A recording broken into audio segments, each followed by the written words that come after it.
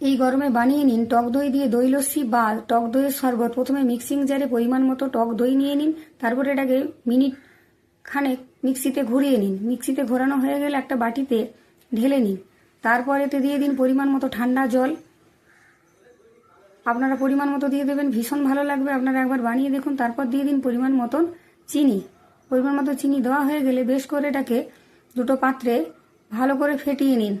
আর দিয়ে দিচ্ছি এবার দুটো গ্লাসে অল্প অল্প করে লেবুর রস আর দোকান থেকে কিনে আনা জলজিরা। তারপর দিয়ে দিচ্ছি আমি অল্প অল্প পরিমাণ বিট নুন। তারপর দিয়ে দেবো আমি কয়েকটা বরফের টুকরো। এবার ফেটিয়ে রাখা টক দইটা গ্লাসে ঢেলে দিন, পরিমাণ মতো ঢেলে দিয়ে তারপর এটাতে দুটো লেবু কেটে দিয়ে পাইপ দিয়ে অথবা এমনি ঢকঢক করে খেয়ে নিন।